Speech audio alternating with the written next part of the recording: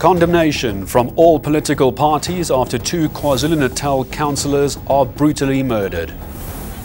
Police Minister Bheki Cele talks tough on women abuse as the country grapples with a spate of violent gender-based incidents. This is eNews Weekend Edition. Good evening, I'm Gareth Edwards. This is our top story.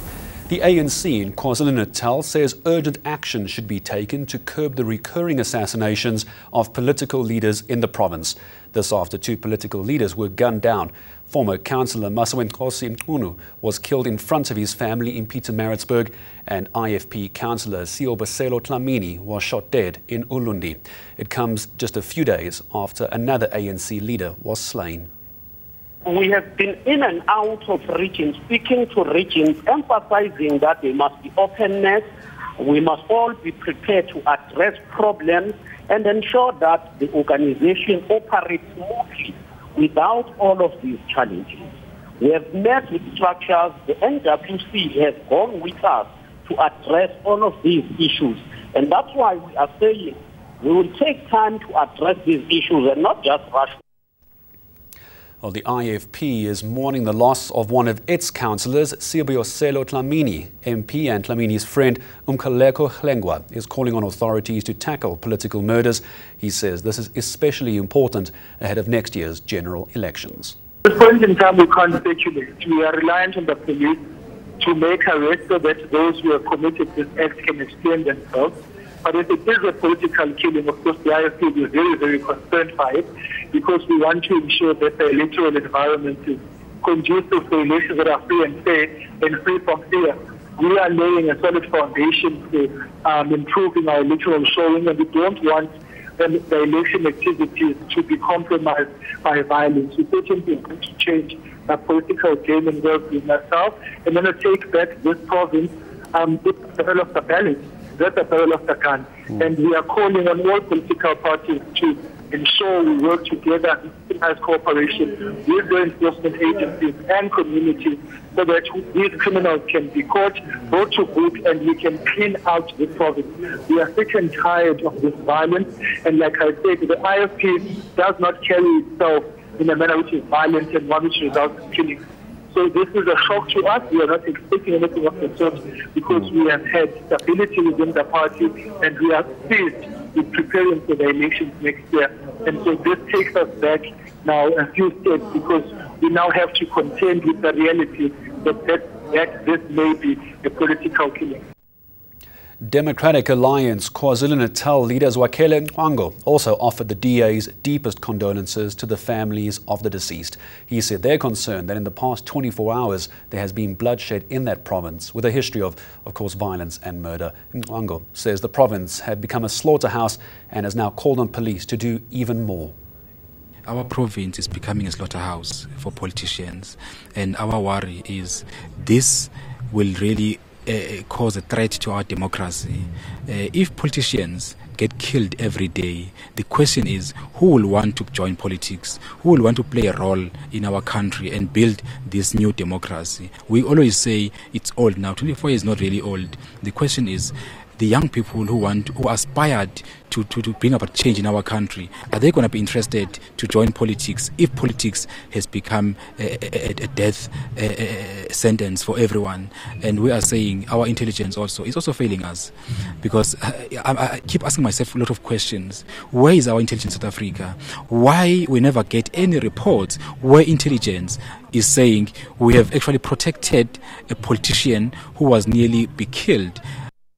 Well, the Deputy President of the National Teachers Union has survived an attempted assassination.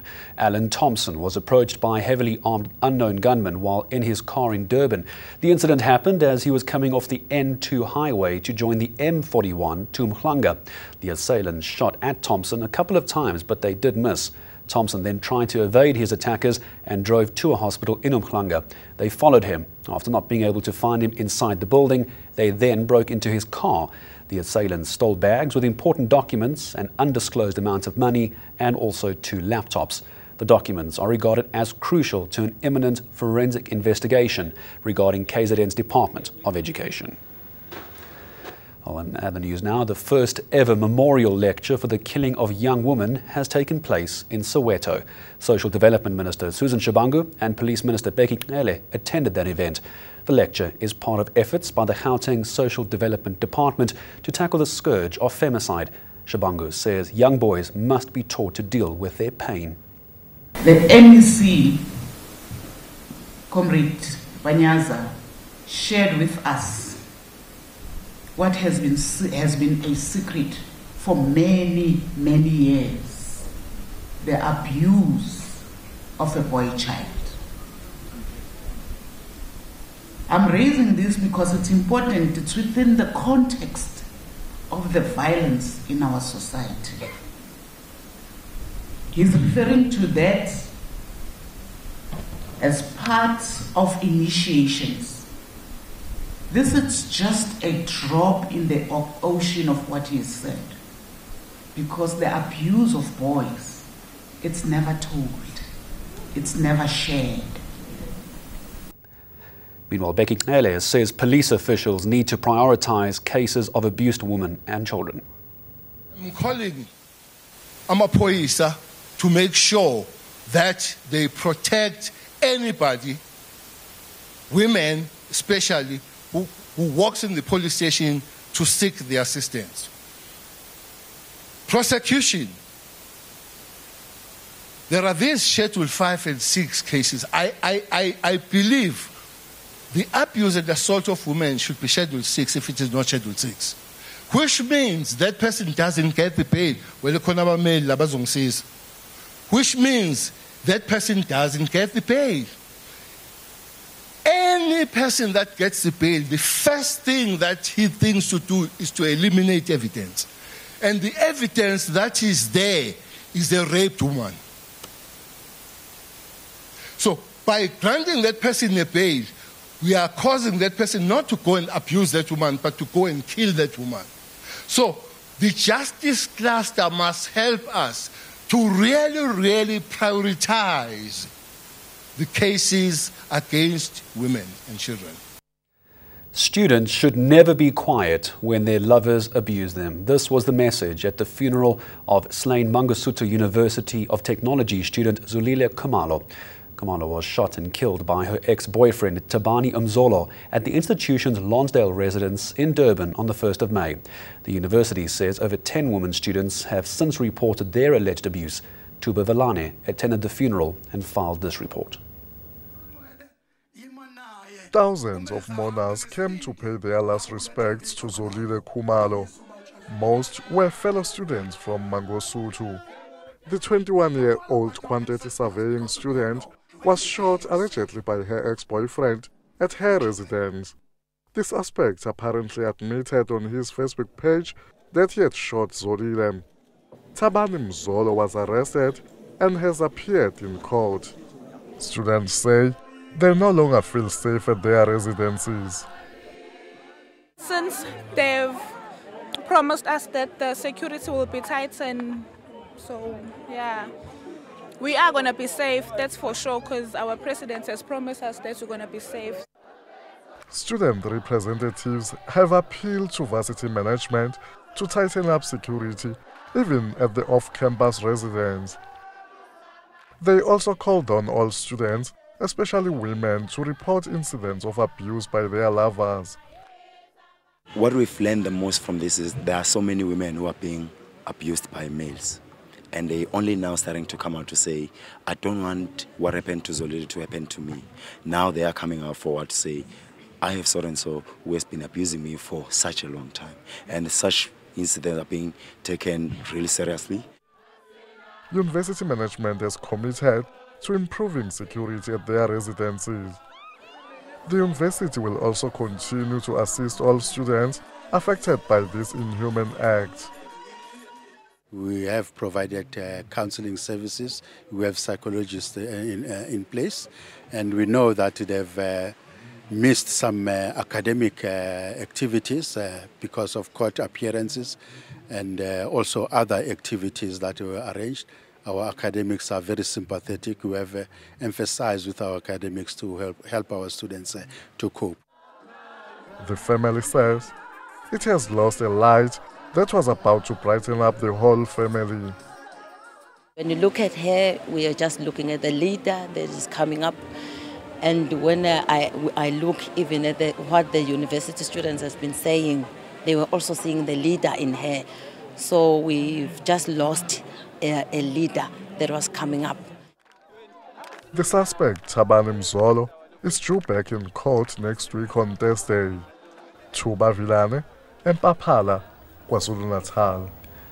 And coming up after the short break, SARS customs officials have confiscated close to 2 million rand in foreign currency at Cape Town International Airport.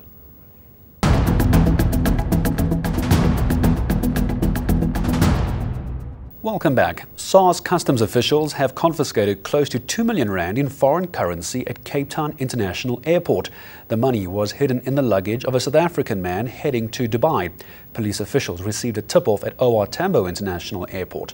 After the man was approached at the airport, customs officials discovered 10 packets of currency hidden amongst his clothing.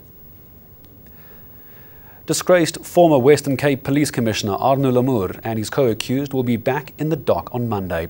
The High Court in Cape Town will hear their application for leave to appeal their sentences. The veteran cop has been sentenced to an effective 6 years in jail for corruption. Lester Kibbett has more. Former Western Cape Police Commissioner Arno Lamour was appointed in 2010. At a parade of new recruits to the police service, he instructed new officers to bring back respect to a tarnished police image. This is what it's all about. The honor of the badge, the pride in the uniform that you're wearing. At the same event, he even warned of the dangers of greed. Just before the World Cup, a police officer was killed in Soweto.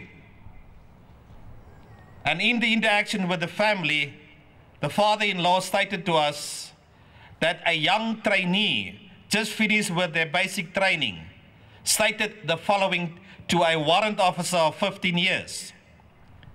This trainee said, "Warrant, you are stupid to be a warrant officer for 15 years. I only joined this organization to get rich." And how will they get rich? Through corruption. And this morning I want to warn all of you, this beautiful blue uniform that you're currently in will be easily be replaced by an orange one of correctional services. And now Lamour is getting his own orange uniform. He and co-accused and friend Salim Douji have been sentenced to an effective 6 years in prison for corruption. 2 other former police officers were also sentenced. Police say the sentence sends a message that corruption won't be tolerated. Lester Kibbett, Cape Town. Time now for a look at international news. Kenyan authorities are investigating a dam burst that has killed dozens of people. 44 people lost their lives on Wednesday night after heavy rains, and at least another 40 are still missing.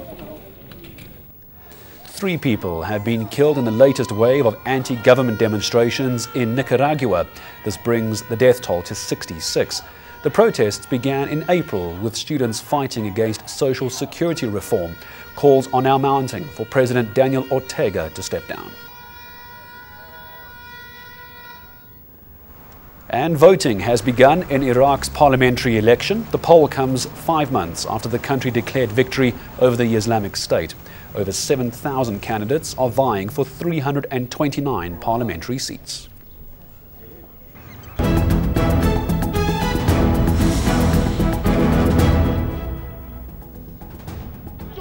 A reminder of your top stories. Condemnation from all political parties after 2 KwaZulu-Natal councillors are brutally murdered.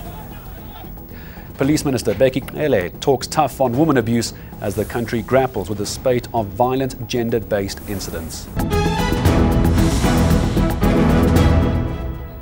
Actor and musician Nakane, formerly known as Nakane Toure, is currently touring Europe. After the release of his second album, he was visiting home earlier this week, and Lindiwe Sithole took the opportunity to catch up with him. He spoke about his new music, being an individual, and life after the controversial film Ineba. He's a Summer Award winner, the recipient of a Golden Horn Award from the SAFTAs for Best Actor in a Feature Film for Ingleba.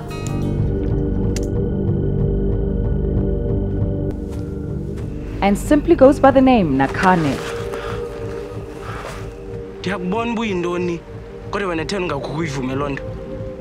The Eastern Cape-born artist is one of very few openly gay musicians in the country. Being an openly gay man, do you find that there are some hurdles that you face in the music industry or just in your career in general? Yeah.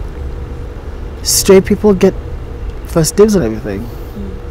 Because they're seen as the default. They're seen as what's right, whereas in a lot of spaces queer people are still seen as, I don't know, something deviant, something perverse. So on some level queer people are always trying to prove that they're not.